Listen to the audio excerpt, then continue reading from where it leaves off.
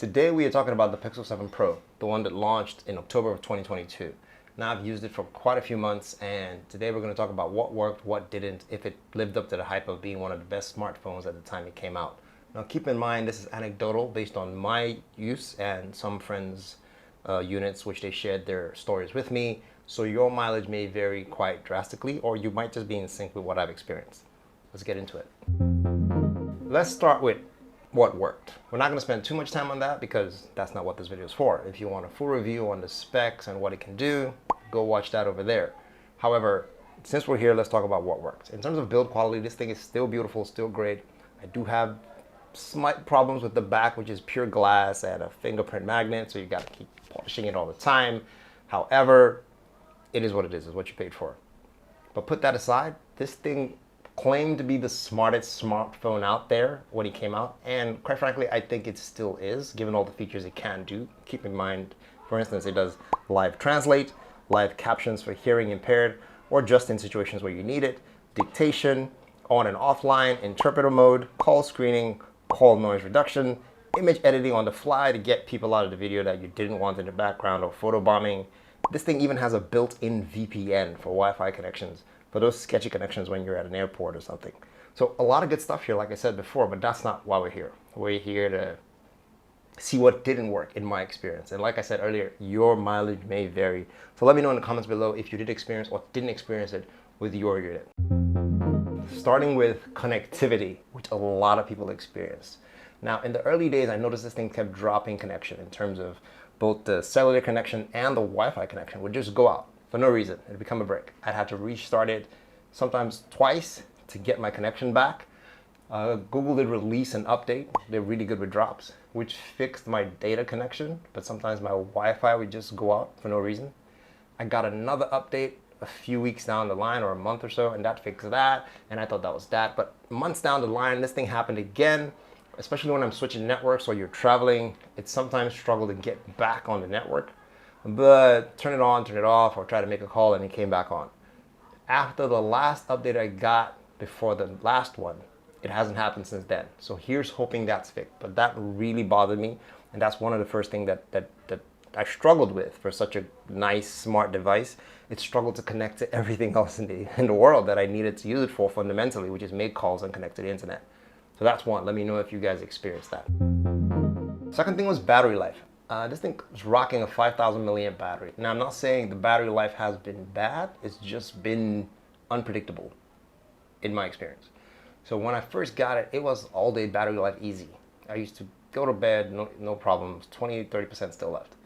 I used to try to monitor my usage and make sure it was the same. Then all of a sudden I started getting less screen on time. I went from 6, 7, even 8 hours screen on time to about 4 or 3. And the phone was heating up. I was like, uh-oh, what's going on here? Google, I don't know if they acknowledged or not. My friend claims they did. However, there was an update and my battery sort of stabilized, but I was never quite getting what I used to. I mean, you would say the phone's wearing in, but that wasn't the case. I noticed I was losing battery life faster than I should. Another update came out and my battery life was back on point. It was good to go. So it's been a love-hate relationship with my battery. Right now, I would say it's average for a 5,000 milliamp battery. The chip is managing it better, but I would like to know that advice I paid that much for. Okay, to be fair, at the time, it wasn't costing as much as most flagships, but keep in mind, it wasn't using the latest Snapdragon that had its own Tensor G2 chip.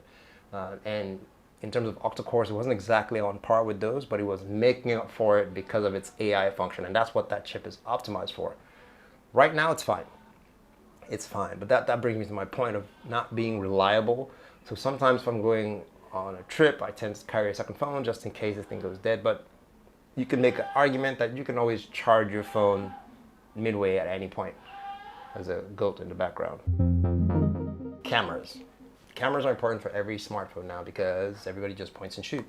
So as a point and shoot, this works just fine because at the end of the day, it's really computational photography.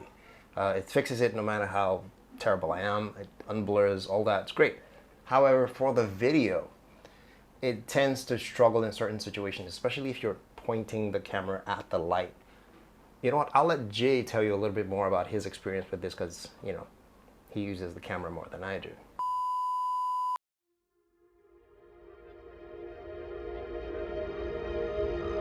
This is the Pixel 7 Pro's video camera at its best, and I'll explain using 3 key factors: dynamic range, color reproduction, and stabilization. In this frame grab, you'll notice the sky is not completely blown out. There's some level of detail in there. That is, judging by smartphone camera standards. The Pixel 7 Pro manages to expose the shadows properly, while keeping color consistent across the whole scene. Let's take it back again just to show you how good the stabilization can be. As good as this camera system sounds, there are 2 major issues that ruin its video capabilities for me: inconsistent video results and overheating. Sometimes the colors are accurate and natural, sometimes it's vivid and saturated.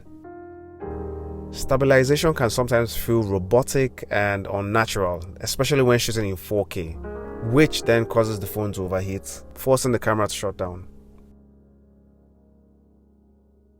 Overall, it hasn't been a good experience for me and what I do. It just feels like the chipset is holding it back from its true capabilities, and I really like this phone. So I'm hoping everything is addressed in the upcoming Pixel 8 Pro. Yeah, so like I said, emotional guy. So keep that in mind. That's how it's been so far. Who knows? Might get better with the updates. Like I said, Google does really great updates, but that's been our mileage so far. Let us know how you're faring. The next thing has to do with a weird pet peeve. I'm not sure if everybody has experienced this. If you're using the Pixel Pro headphones, if I can just find it, there they are. Using the Pixel Pro headphones with this, what I've noticed is that when you do multi-point connection, this is typically connected to my Mac or something else, and this, if I pause the music here sometimes and I try to listen to something on my Mac, it will refuse to play because it's still sort of married to this. It won't let me go, and I have to go back in here, find what I was playing, play it and pause it again, and then go back there, and then remember that, oh, I can do multi-pair. Sometimes it's just seamless. I can click here, play, it'll play, click here, play, it'll play, and sometimes it just forgets and just breaks out completely. Now, I've noticed that happens particularly with the Pixel Buds Pro in combination with the Pixel phone. It hasn't happened to me across my other devices, just these two. So I don't know if it's a software tethering thing, not my problem, but I think they should get that fixed. It doesn't happen all the time, but happens enough time for me to notice it, and sometimes it's a bit frustrating. So let me know if you've experienced this at all in your everyday use. And that's it. There's some other really minor quirks, but I think there's no perfect phone out there, to be very honest. All in all, for a device that was costing $799, $800 when other flagships were doing $1,000 and above, this brought quite the challenge of refresh in terms of AI and intelligent thinking and processing versus raw power. I have ordered the Pixel Fold, and let's see if they fix some of my peeves in there. But keep in mind, like I said, that doesn't make this a bad device. It is, on the contrary, it's still a pretty good device. Google does a lot of updates, not just to fix bugs, but to also add features. I think the last update I got added macro focus mode for video, cinematic wallpaper, and safety check with Google Assistant. So expect more drops as this goes on. I expect this will continue to get better in the future.